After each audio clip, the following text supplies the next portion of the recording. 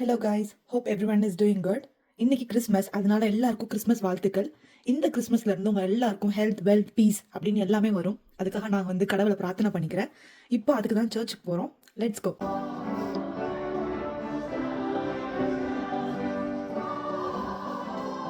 So prayer பண்ணியாச்சு. Actually நானும் என் ஃப்ரெண்ட்ஸும் தான் சர்ச்சுக்கு போகலான்னு நினச்சிருந்தோம்.